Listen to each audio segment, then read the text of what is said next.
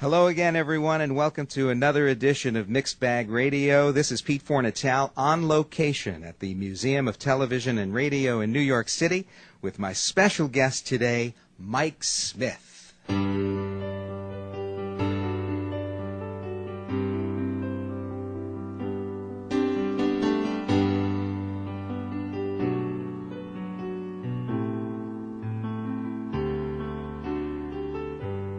This long and dusty road I've traveled many years,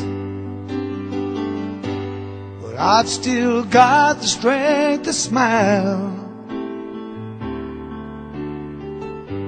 For I've known laughter and I've had my share of tears. They're gonna help me walk that final mile. Free as a bird, I'm gonna spread my wings and fly away.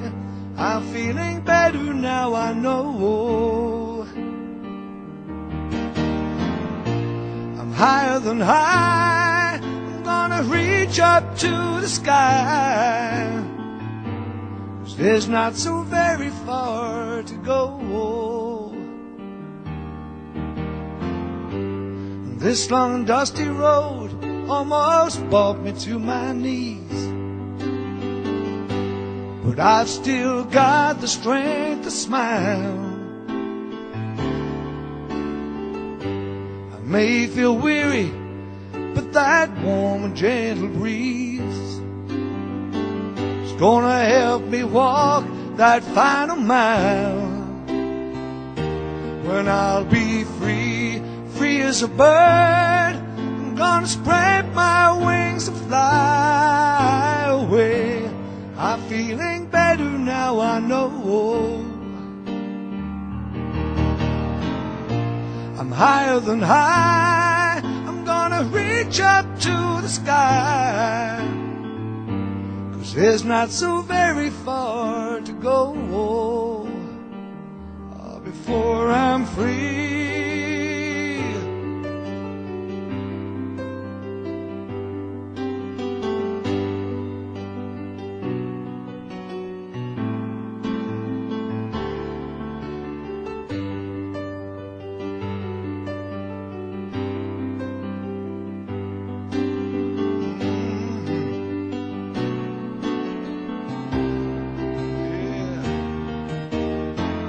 I'm free as a bird, I'm gonna spread my wings and fly away.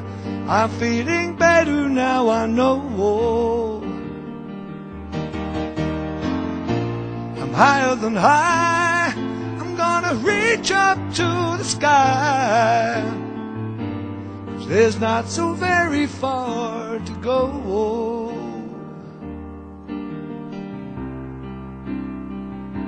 Now that I know I'm free. Woo. Wow, now that was a song written right after the Dave Clark 5 days and with Mike Dabo, right? That's right. Yep. But it sounds like you've grown into what the lyric is really talking about, these many years later. Well, yeah, I think people have highs and lows in their life, and I was growing as a musician, if you like, and as a songwriter. I think that it's a part of everyone's life. I think people will relate to those lyrics. Yeah, and isn't it nice to revisit a song, as you do, I'm sure, with many in your show? Yes, yeah. Oldies, that one which I wrote with Michael in about 1975, 76. But still, I think if it's a good song, it will live, and it still sounds pretty reasonable to me. And still speaks to audiences today. The first thing I wanted to talk to you about was that voice of yours, because it's my position that you had and have one of the most underrated male vocalist voices in rock and roll. Thank you very much. I'm very flattered. I believe that through and through. And I'm just wondering when you discovered that you had that voice. Was it as a kid? Was it as a young man? I haven't. I still haven't. I just shout in tune, you know. Oh, I do songs that I love, that I enjoy, and it comes out the way it comes out. Not quite like now, but it's not far short. I've just got a little bit croaky being on the plane, but I just enjoy singing, and I find songs that I like. In the early days, it used to be Elvis, Carl Perkins, Hank Williams, and I used to sing along with them all the time. Frank Sinatra. I used to sing all that stuff, and I enjoyed it. And if I enjoy it, I sing it. But it always seems to come out like me. Even if I try to copy someone, it still comes out sounding like me. And it's only recent years that people have pointed out that I don't sound like anybody else. And I just don't, no, you're quite right. Even when I try to sound like someone else, I don't. So I never really discovered it. The people who know about these things have called you a soul shouter. Yeah. Another one is that I've seen come up quite often is leather lungs. Leather lungs, yes. Yeah. Boomer. That was my nickname as well in the band, because I'm very loud. When did you first start singing? I had to be about 12 years old, 13, when I first started buying records. And of course, I was playing things like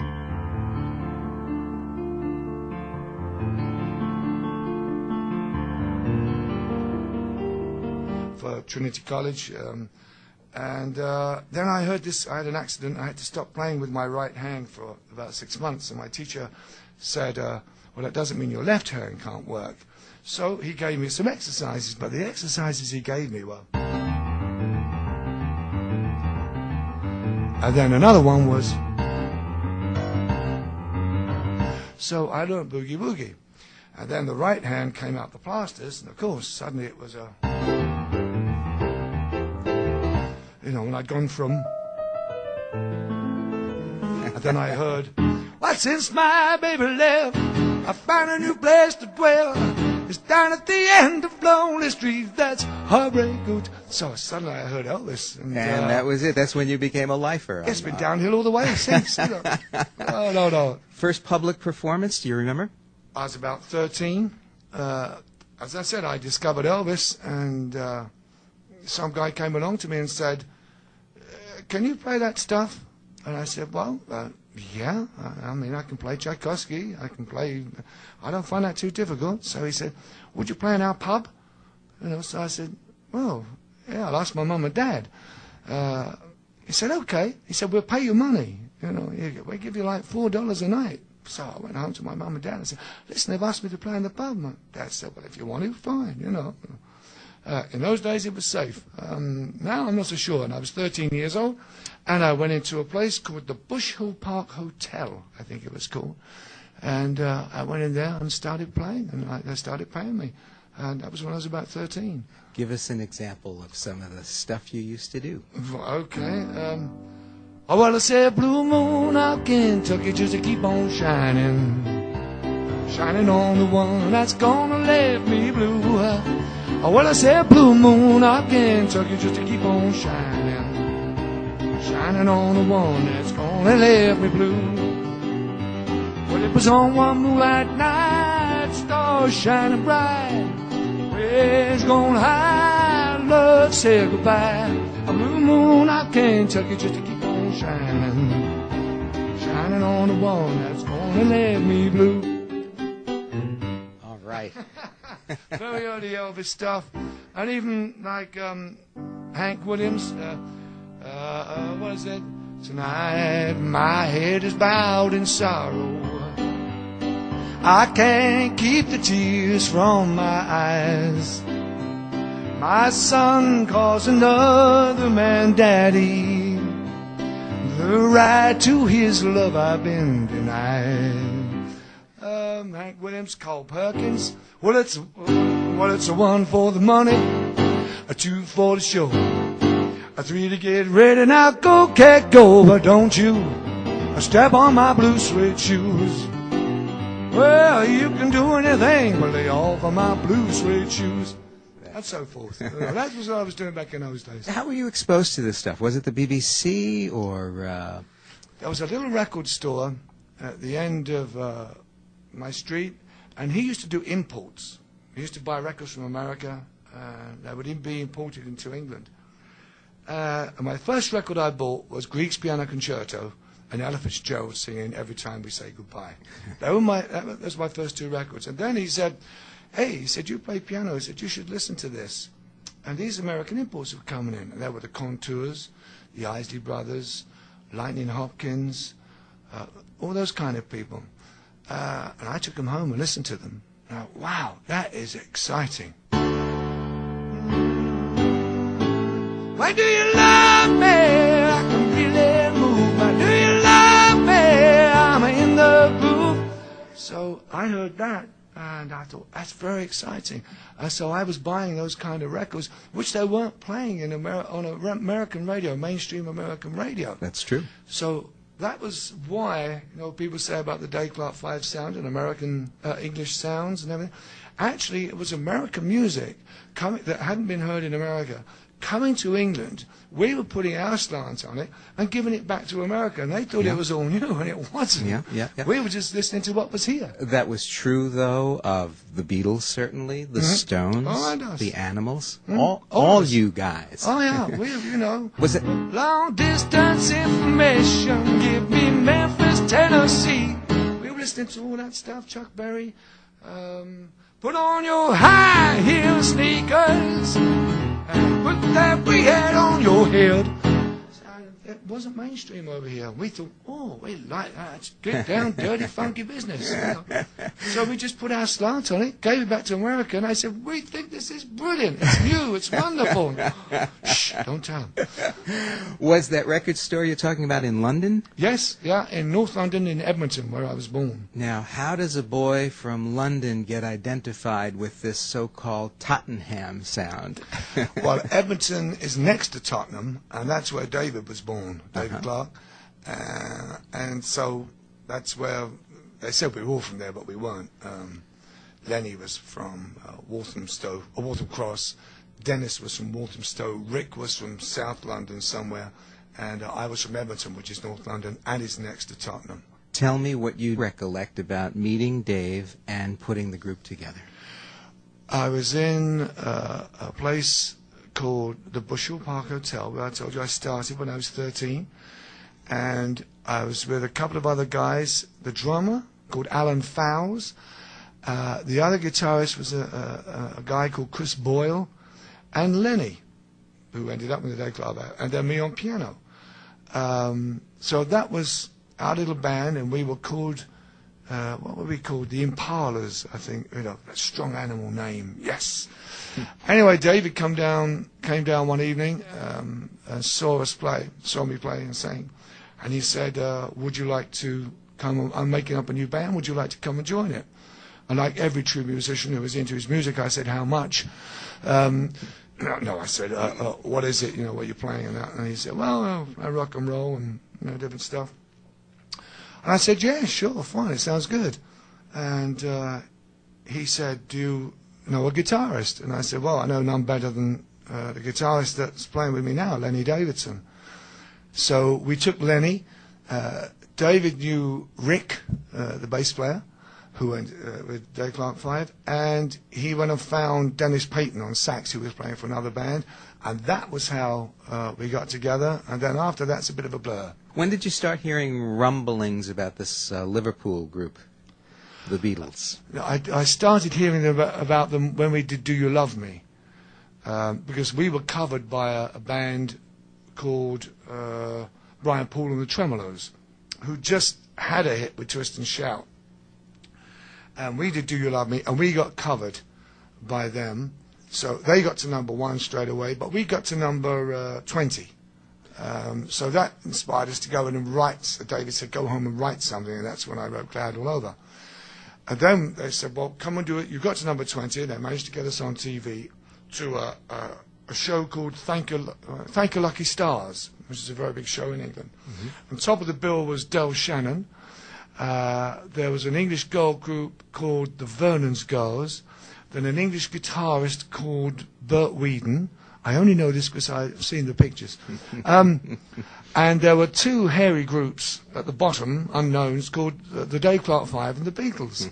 And that was the first time we met, sitting in the, while we were doing rehearsals, sitting in the audience. Where are you from? Liverpool.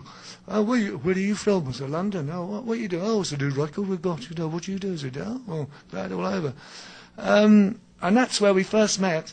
And it went on from there. We did that TV, and they were then playing in London at a place called the Finsbury Park Astoria, and they were doing a week or 2 weeks there. And that was North London, which is where we were from. And Paul said, oh, you must come down and show us around. So this was when the hysteria just started. I mean, it was chaos, and they managed to get me in the place, and they did the concert. And then they'd get us all out, smuggle us all out. And I used to take him out down to the West End in London to all the clubs. And we'd go out, and as musicians do, had the imbibe a little, a drink or two till 4 in the morning. And then they'd go home, do the show the next day, and we'd go out and do the same the next night. So that's how I got to know them. Their success must have been liberating for all of you in the sense that now there was this dream that was within reach. Is that how you viewed it? Well, it sort of, I think the Beatles happened the same time in England. We came in America, we came a week after them. And right. in England, they had Love Me Do, which didn't do that good. But then, of course, She Loves You, or whatever it was, came out. Yeah, She Loves You, and we had Do You Love Me? What it did do is start up press hysteria, North versus the South, you see, which was great for the press, because they're from Liverpool, we're from London, so it's the Liverpool sound against the Tottenham sound, you see. So it gave them, we were all over the front page and everything. There was no rivalry at all, they all sounded big rivals. Yeah, we thought it was a laugh, we just wanted to get on and play. But yeah, so we sort of went hand in hand as we were going along, and then, as they call it, the British invasion. They came over, I think it was March the 1st. Matter of fact, it is 39 years ago, yesterday, I think, when I first arrived in America. They blew open the doors on the Ed Sullivan Show, February 9th, 1964. Oh, was it? The 9th? Now, they were on for 3 weeks in a row, the 9th, the 16th, and the 23rd. February being a short month, the very next Sunday was March 1st, 64, when the next group on the Ed Sullivan Show was the Dave Clark Five. Do I know more about this than you? Yes, you do. We did 2 weeks in a row. I know that. We did I was doing my job on a Friday. They said, pack your job up. On Saturday, I got onto this big metal thing with 4 engines on that flew me to America, the land of dreams. And on Sunday, I played in front of 70 million people. Wow. And then Mr. Sullivan said, would you come back and do that next week? And David said, yes. He said, well, I'll send you to Montego Bay for a week. So we went to Montego Bay, then we flew back, and we did Ed Sullivan the next week, and then we flew back to England. In the long run, you made more appearances on that show than any other rock group. So I've been Beatles, told. Stones, 18 is the listed number. Yes. So your first record in England was the cover "Do You Love Me?" Yes. But the one that put you on the map here was "Glad All Over." And I'll tell you what, we're going to end this segment with the recorded version of "Glad All Over." But don't you have a little alternative version that you sometimes do? Sort of. Say that you love me all of the time. Say that you need me, yeah, always be mine. I'm feeling glad all over, yes, I'm glad all over. I'm so glad that you're mine.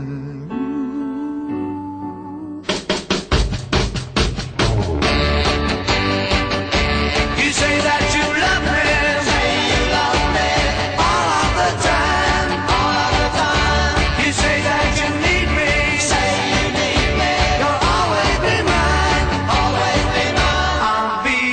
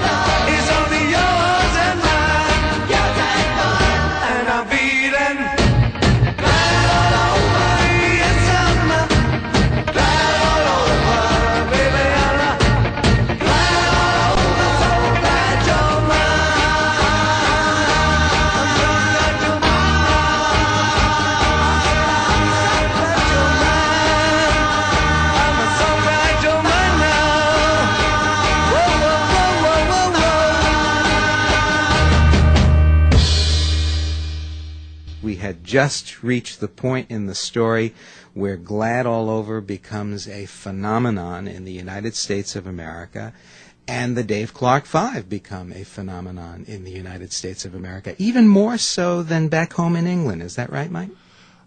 Yes, I think so. I mean, we were big there for a short time, but in America we were big for a long time. I think maybe we spent too long away from home, you know. But once America's so big, to try and tour this place, you know, it's difficult. And then the rest of the world, there was Australia to go to, New Zealand. Japan? Did the band do Japan? No, we never went to Japan. Interesting.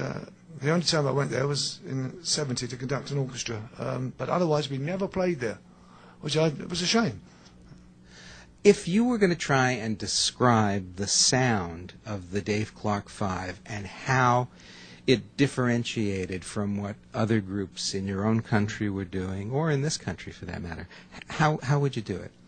Well, first of all, our lineup was very different because we had a sax, guitar, and keyboards, whereas most groups were just guitars, bass, and drums.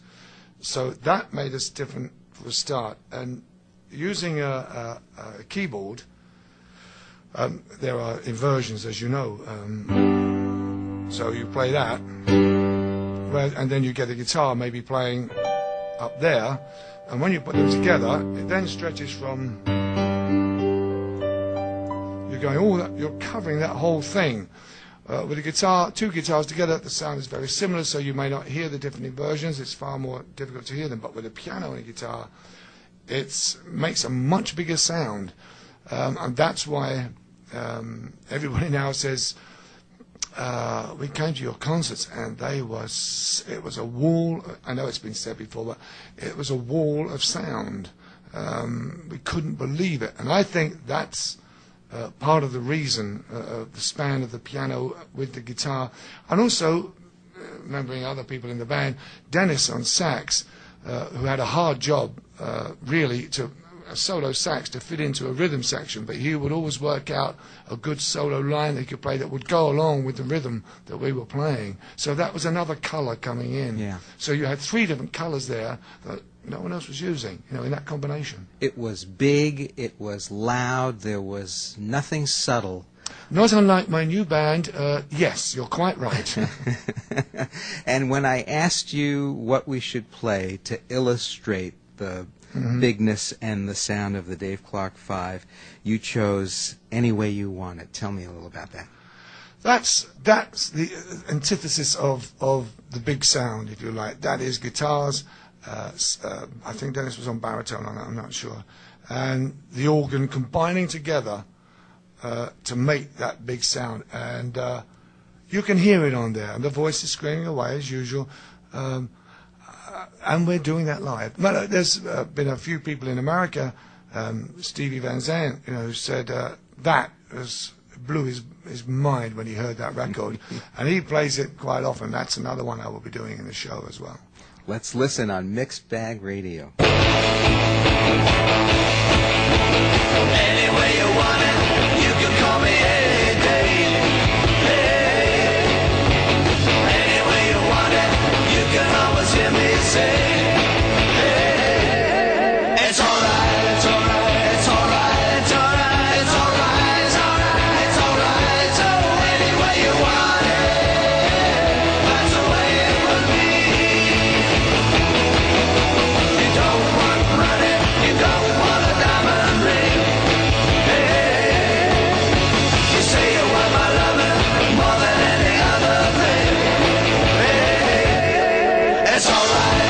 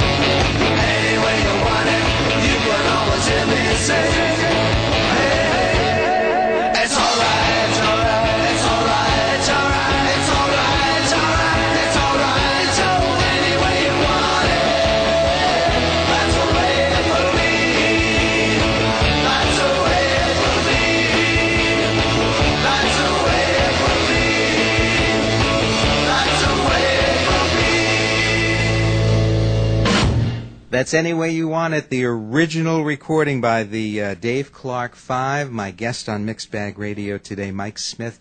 Mike, when we were talking about Glad All Over, I wanted to ask you when you became a songwriter. Very late in my life, about 18, I think. Well, I'd written music before, but little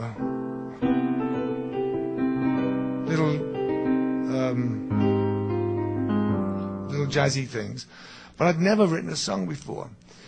When we did Do You Love Me, we got covered, and David said, well, we can't have that happen again, because we were naive and everybody was coming in and listening to what we were doing, and there were lots of hot A&R men around in those days, heard what we were doing, went back to this other band and got them to record it and get it out before us. That was because it was a cover song. We didn't write it, so David said, you've got to write a song so we don't get covered. Go and write a song. And I went home, and I thought, write a song? How do you write a song? I'd never done that before. And that was when I went to my record collection, and I pulled out, and I hope they forgive me, it was either Carl Perkins or Hank Williams. And I saw this, I looked on the back, and I saw this title, Glad All Over. I didn't know what the song sounded like, so there's no plagiarism there, but the title was. And I thought, Glad All Over just seemed very positive, and a happy up title. So I sat down and I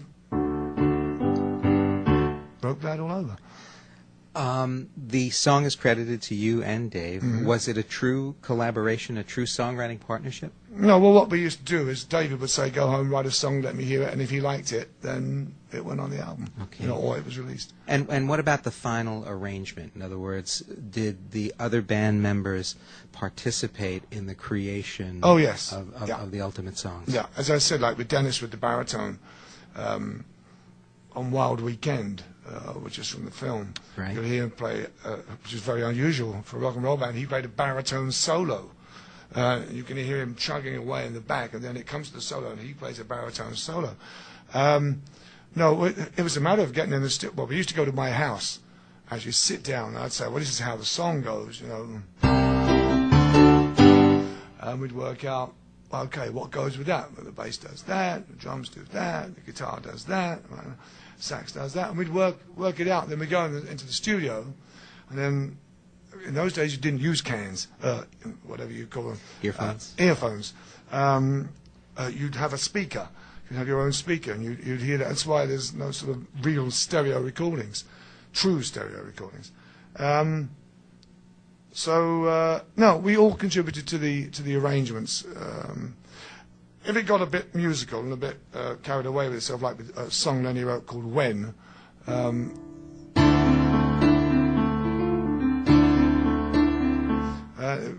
stuff like that, then yes, that was mostly me and Lenny because we both read music. Who got producer credits on the album? Was it Dave? David, yeah. It was Dave. And the group was named after him, mm-hmm. and part of his legend is that he had great business acumen. Oh yes, without a doubt. A great businessman. He was the first man ever to lease the records to the record company, not sell them and he leased them so that they went back to him after so many years. He was the guy that started all that. The ownership rights. Yeah, very clever man. The bombastic sound of the Dave Clark Five is only part of the story. In fact, I'm going to ask you, even given the limitations of your cold today, if you wouldn't mind doing a live version of my favorite DC5 song, which almost didn't get released here because the record company gave you a hard time about it, correct? That's right. When we'd done the song, David said, that's a single. That's got to come out. Also, because we'd had 3 up-tempo songs come out, and David felt that, hey, we can't keep putting out hit your head against the wall songs. We've got to show them that we can do something else. And he came to the American company and said, this is what I'd like as the next single. I said, no, we don't like that. It's got to be up-tempo. It's got to be loud. And I said, no. Wait, no. And Dave said, fine, and I won't give you any product, So in the end, they said, okay, we'll release it. And they did. And it came out. It would mean a lot if you'd give it a try.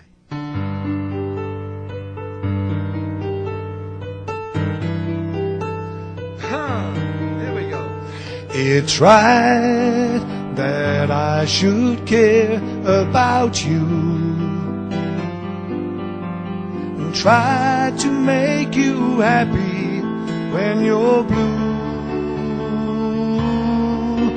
It's right to feel the way I do because I love you. It's wrong to say I don't think of you, 'cause when you say these things, you know it makes me blue. Give me one kiss and I'll be happy.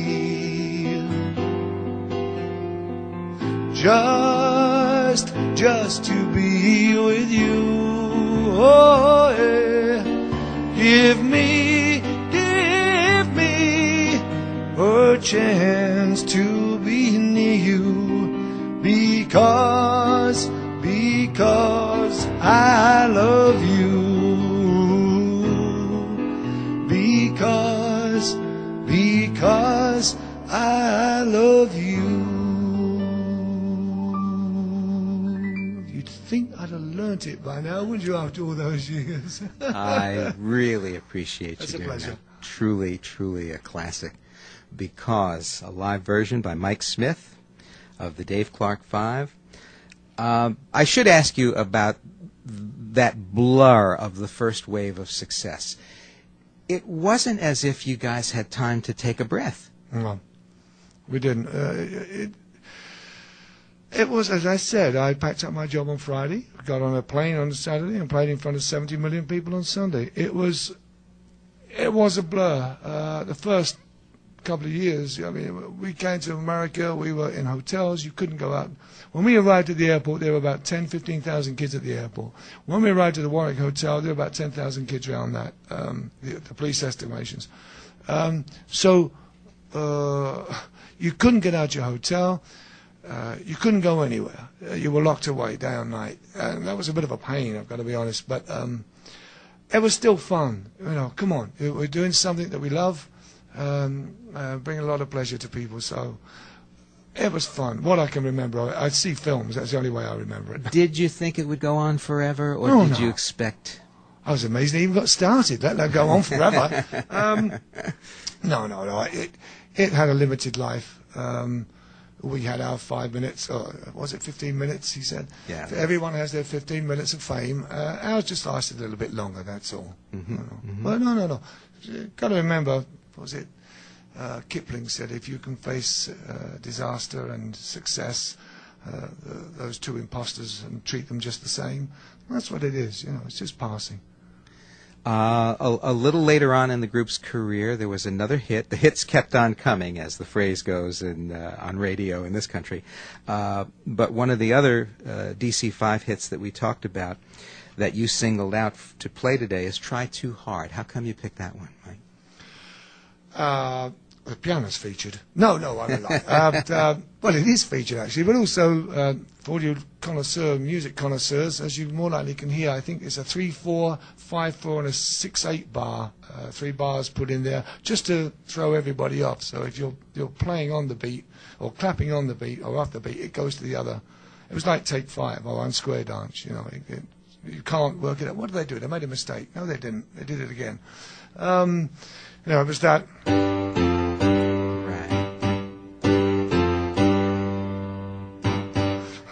Just a little thing like that. And it was a big sound as well. In fact, it was just like this.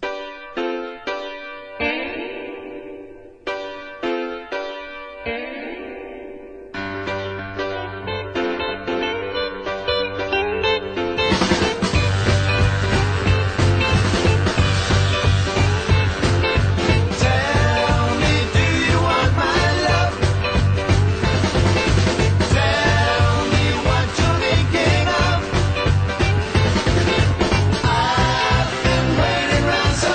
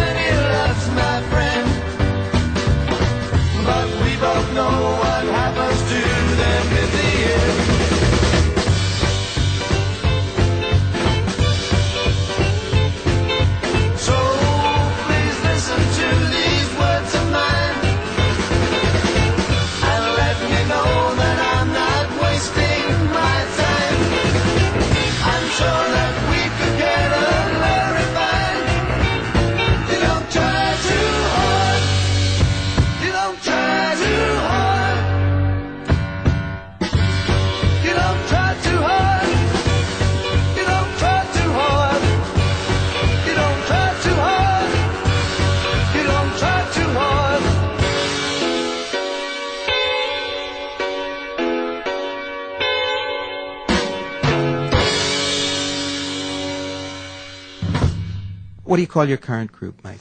Mike Smith's Rock Engine. Oh, I like that. Well, we play rock, and an engine, to me, it's powerful. Hey, let's go. So it was like a toss-up between the Mike Smith Rock Engine or the Mike Smith Rock and Roll Engine. I said, to heck with it, let's just have Mike Smith's Rock Engine. Short, sweet, to the point. Sounds good. We will bring it full circle before we're done. I want to ask you two questions that sort of relate to one another. One is that there came a time in the 70s and the 80s where there was a big market for groups of that British invasion getting back together and touring America. Certainly Peter Noone took advantage of that. Even Graham Nash, even after the success of CSNY, did a tour with and an album with the Hollies in the 80s. The Searchers, on and on. The Dave Clark Five never participated in that. Was that conscious, and was everyone in agreement about not doing that? No, I wasn't aware of it. I don't think the other boys were either. But anyway, I would have said no. And my reason for it is that I would have felt that's taking a step backwards, not forwards. Admittedly, yes, at the moment I'm still playing some Dave Clark 5 stuff because that's what people want to hear. And why not? Yeah. But at the same time in the act, I have some Smith and Darbo stuff, I have some new stuff that I've written, and I have some other contemporary stuff by other rock bands that I do. So that's more, and hopefully I'll end up playing just new stuff.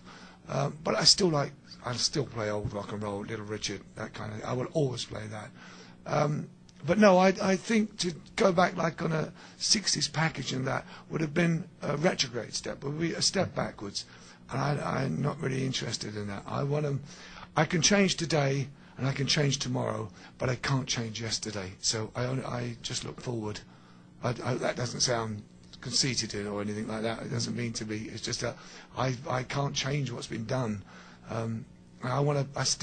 There's life in the old boy yet. I still want to play and sing. There's no doubt about that on this end of the interview, I can tell you that.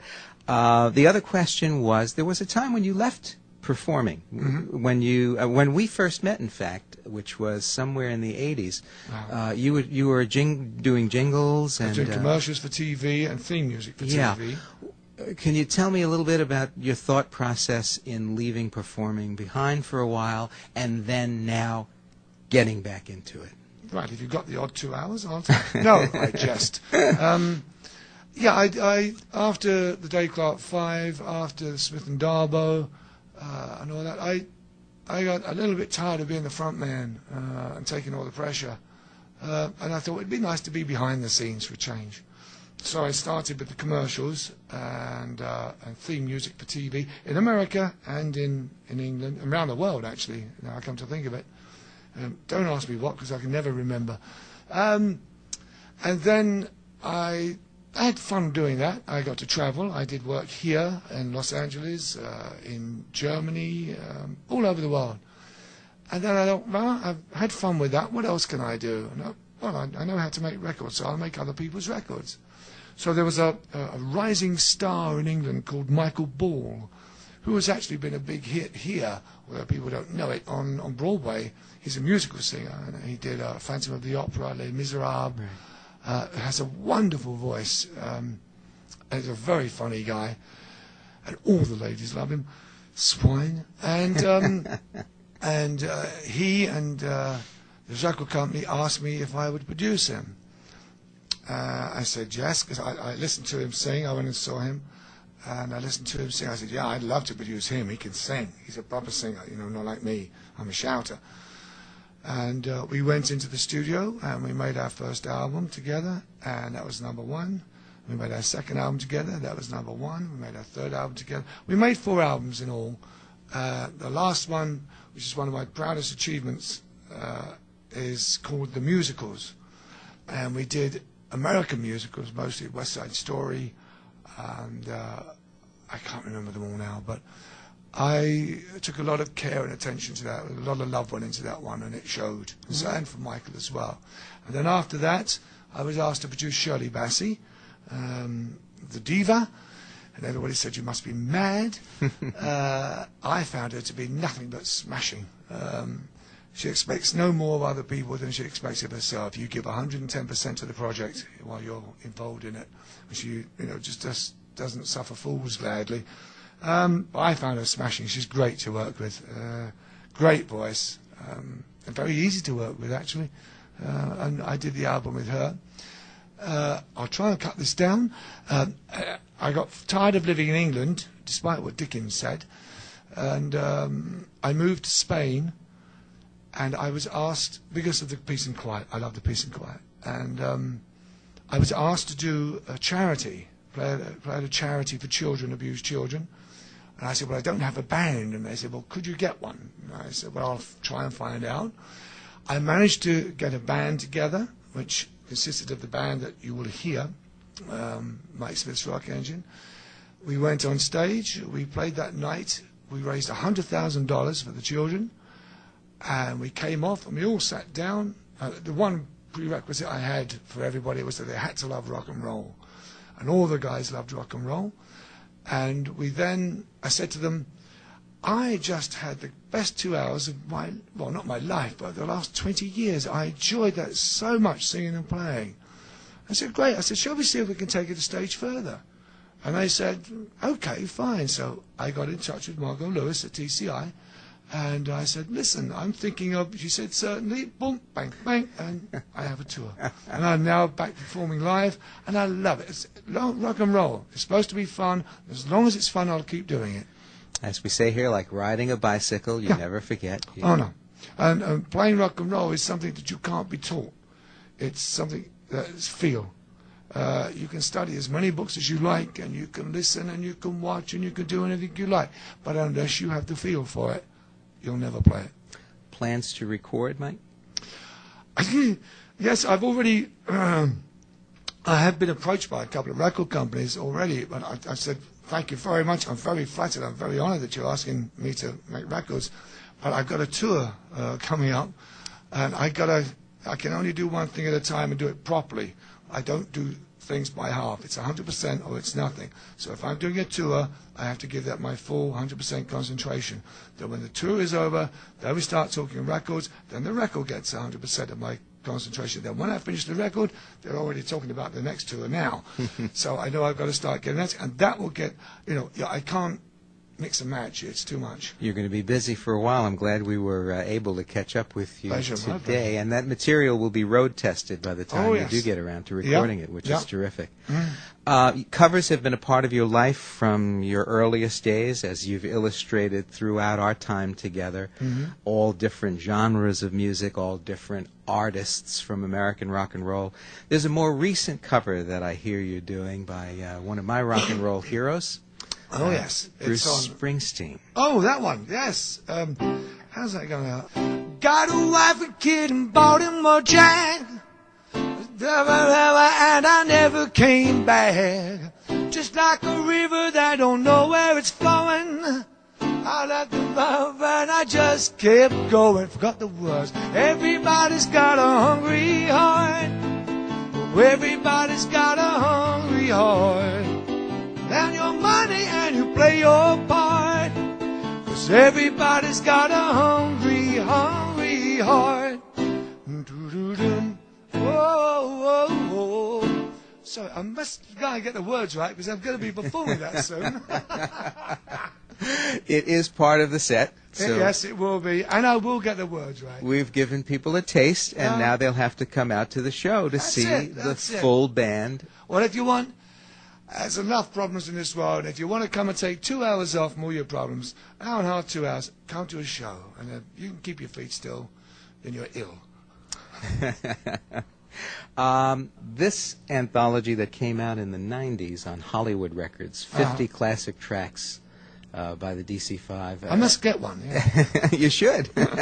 It hadn't. The material hadn't been available here in a long while, so it was good to have this come. And look, from the hour that we spent together, I'm not looking for controversy here. I'm just a media observer who wants to say something to you, which is that yes, give him credit for his business acumen and also credit for having the spotlight in the sense of being Dave Clark of the Dave Clark Five. But it's always been my contention that the lead singer and the keyboard guy in that group was as important, if not more important, than anyone else in the band. And I wonder if you ever feel as if you got short shrift. Like even on this lovely anthology, which I like, there's a full face picture of Dave, and then there's just sort of half face pictures of the other guys in the group. You're quite right. Doesn't seem to be the way I remember it. No, but that's the way it is, you know. It doesn't bother. My ego's not that big. It doesn't bother me. I speak to people like you. I mean, Tom Petty said it should have been a Mike Smith 5. He came to a concert. You know, he said the same thing as you. Stevie Van Zandt, Bruce Springsteen. It doesn't bother me. I sing, I play because I love it. If I can make some money on the way, I'm not going to say no. But I've got to enjoy what I do. And I still enjoy playing and singing. When I grow tired of singing and playing, then I'll stop it. And then I'll go and sit by the pool and I'll count the chicken eggs. You know. Is there something new that you're working on for the show or for a future recording that we could close off with, Mike? But this is a song I've done. It's called I Really Didn't Know You.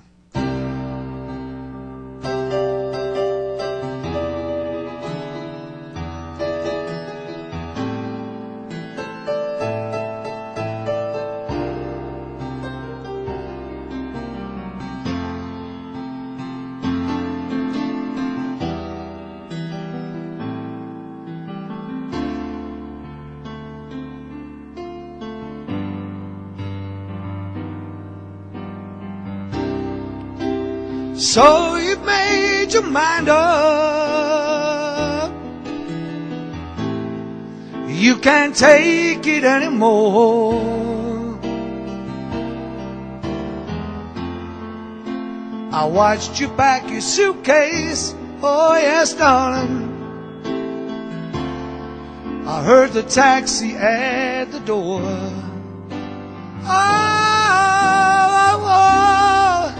You said it was the right move, that we were only wasting time. But darling, that was your opinion. Oh yeah, you know it wasn't mine. Feeling the way I do today. Oh, darling, I wish I'd never met you. 'Cause after this break, you know it's gonna take such a long time to forget you. I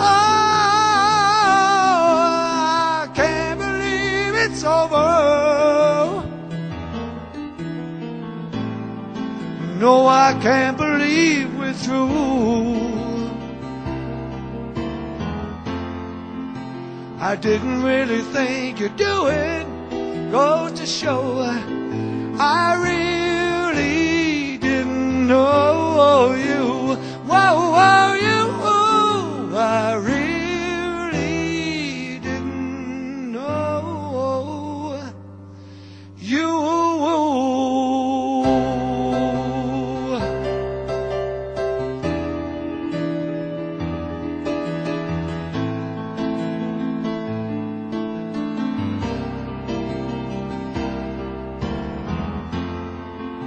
I didn't really think you'd do it.